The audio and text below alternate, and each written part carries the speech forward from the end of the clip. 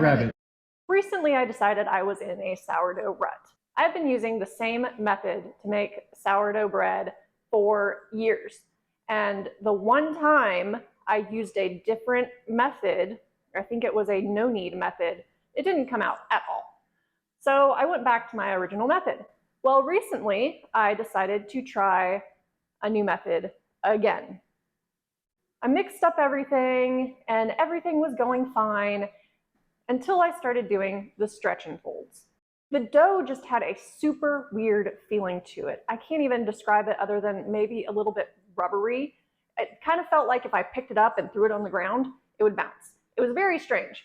So I kept going thinking, well, I'll just keep following this recipe and maybe it'll loosen up and start looking right. Well, it never did.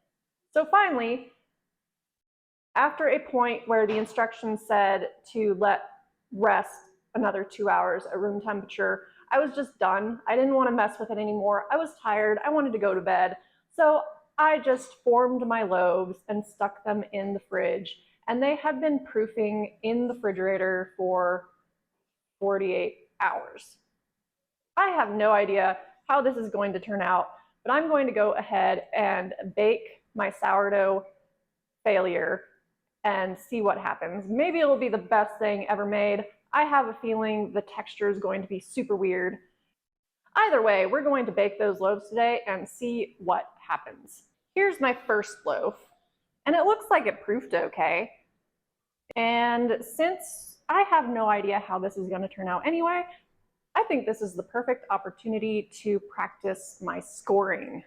And I think this guy is an excellent candidate to make a Jack Skellington.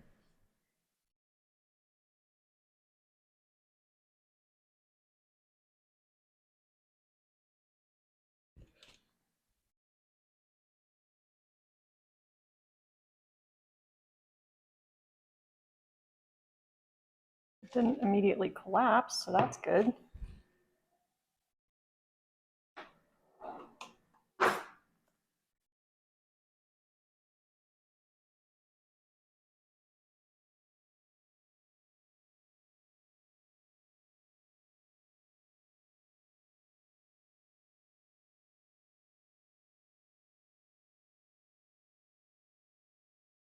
So first of all, we're gonna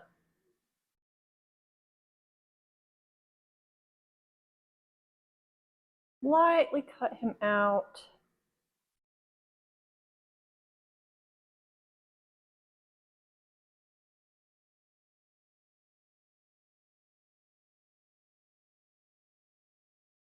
And then he has a nose right here. And those little slits. And then he's already kind of got a smile going on.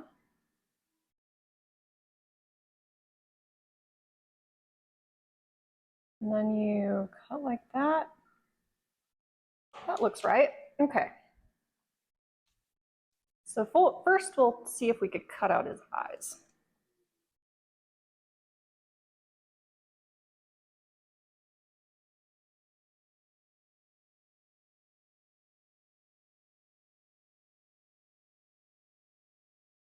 It's good enough, Shiloh. Stop messing with it.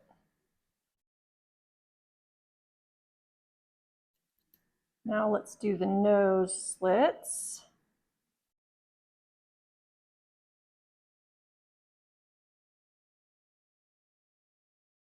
That was probably too slitty. Maybe just make it match. Now I'm going to slit all around so that hopefully he doesn't burst in his face.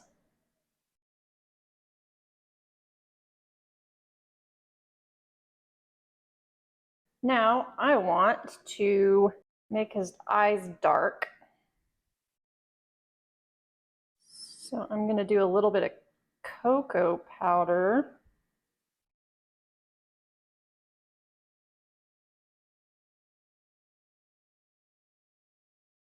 Okay, that's probably good enough.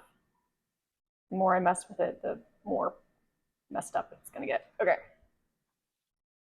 You know what? One more. Just one more, because his nostrils need to match. Oh, shit. Well, got a little boogie. Let's see what happens. Into the Dutch oven this goes.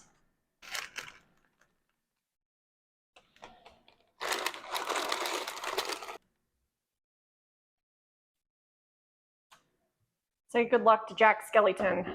For my second loaf, I'm going to attempt to make a pumpkin. I have oiled string here, 4 strands that are tied in the middle. And I'll just lay it over like so. And then spread these out.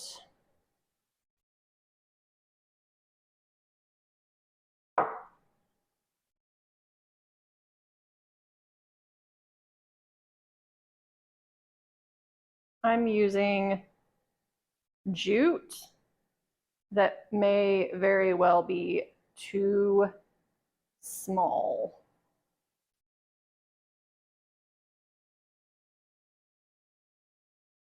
I'll straighten it out as much as possible and stick each strand in the dough. I have my silicone baking mat that I will set like that and flip over and hope that the string stayed. I only have one banneton, so this is my modified method for my second loaf. Now we'll take these strands. That was not very even at all. And then I'll just tie it in a loose knot at the top. I don't know if that's tight enough or not, but it's what we're gonna go with.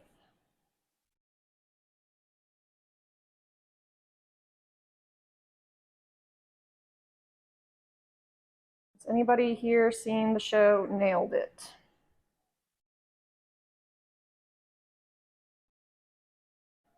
So we're just gonna make a little leaf pattern here, here, here, here, and then again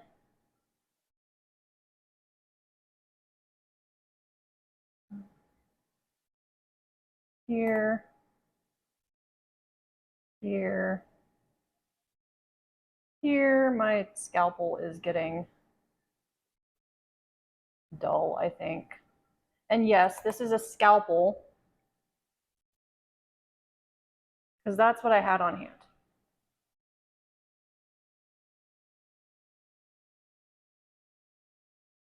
Oh, this is gonna be terrible.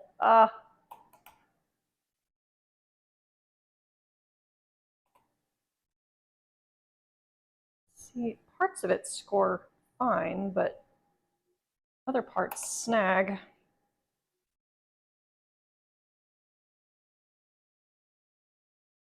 And I'm trying to rush it because I could feel this loaf trying to fall. And I think I'm scoring too deep. I might be scoring too deep. But whatever, there it is. There's 5 minutes left to go on the Jack Skellington, and after that one is done, I'm gonna plop this one directly onto the hot Dutch oven because it's falling, it's overproofed. I have a feeling this one is not going to be pretty. Just a prediction, it's going to burst out this side. That's my prediction. Okay, you guys, I just took Jack Skellington out of the oven.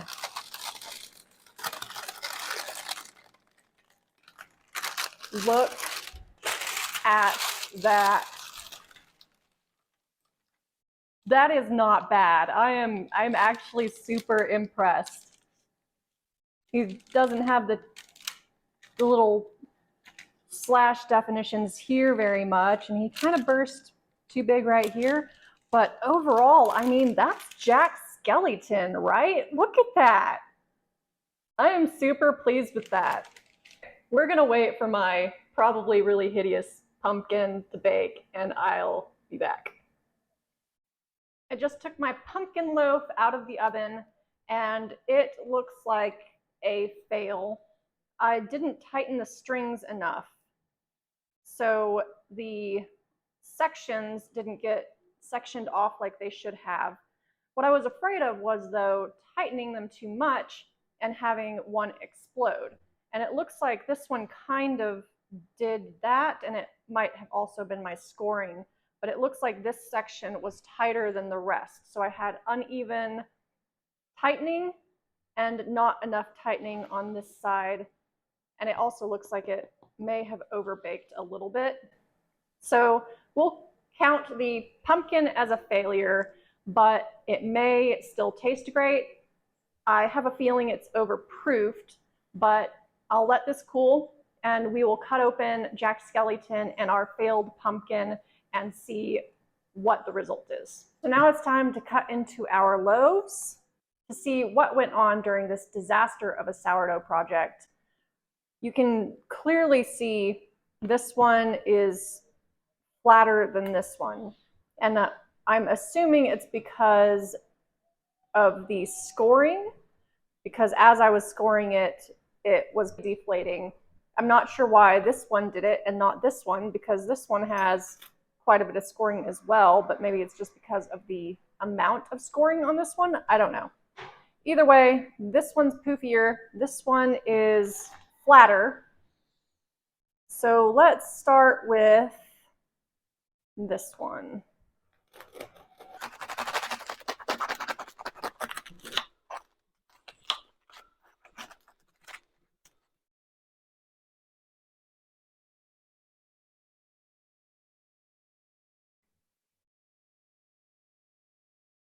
How's it look? It's actually not that bad. I think I cut into it a little too soon. It is a little gummy at the bottom. I think that's because it's still a bit warm. But the proofing doesn't look as bad as I thought it was going to be. There aren't gigantic holes everywhere. It's not super dense. So it may be proofed pretty well. So let's cut into Jack Skellington, which I really hate to do because he's so cute. But we're just gonna chop his head off. I don't know, maybe we go between his eyes. Let's cut Jack Skellington between the eyes. Goodbye, Jack Skellington.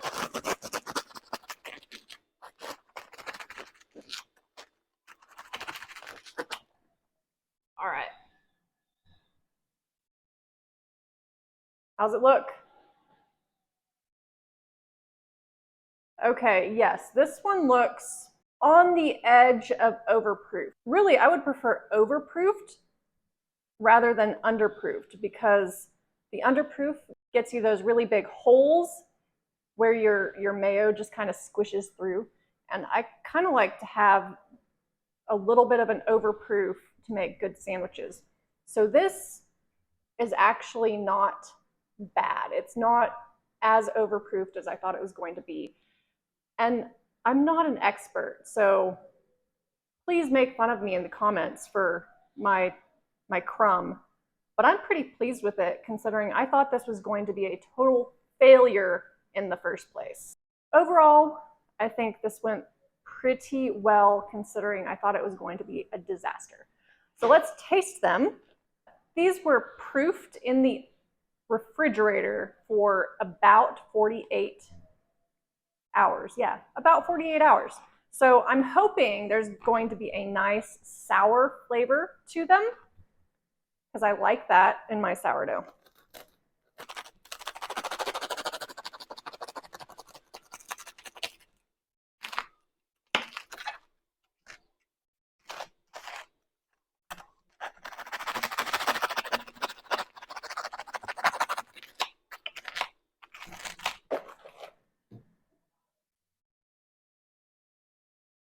here's Jack Skellington slice. Here is pumpkin slice.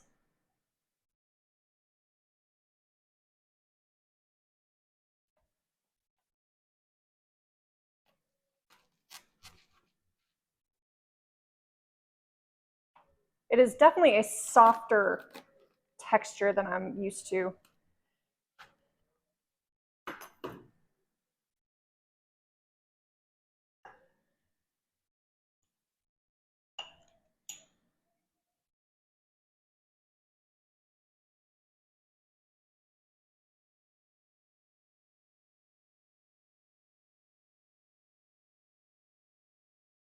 Jack Skellington?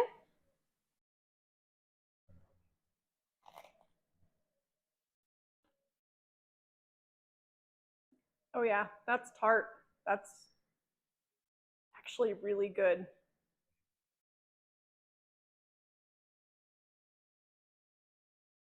It is chewier than my normal sourdough bread, but it tastes really good. It stays maybe a bit more rubbery, but it has a nice crunch. It has good flavor. It's definitely not a fail. So on to pumpkin. I would imagine it tastes the same, but it was baked in a hot Dutch oven and a hot oven, so maybe the texture will be different.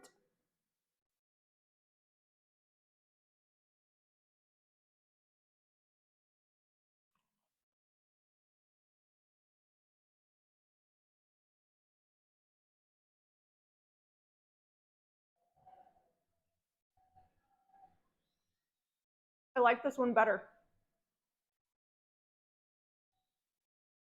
Yeah, I like this one better. It has a better texture. It's less chewy, it's less rubbery. It's more light, more airy. Maybe the difference between the hot oven and the cold oven had something to do with that. But I really like the texture of the failed pumpkin loaf better than Jack Skellington, which surprises me because it was the pumpkin that fell and it was flatter. So I thought I would like Skellington better. But this is really good. Maybe I'm imagining things.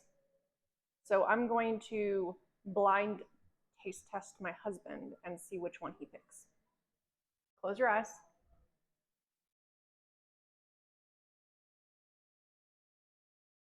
Open.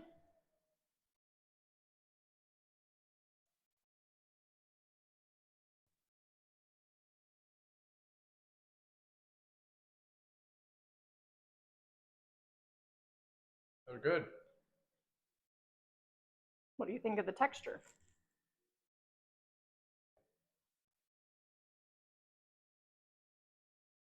Compared to things that you baked in the past, I would say that one is slightly less baked, but maybe I'm wrong. But I think that one seems slightly less completely baked. Okay. Okay, second one. You got more crumb on that one. You got more crumb on that one. I'm gonna try that one again. Okay.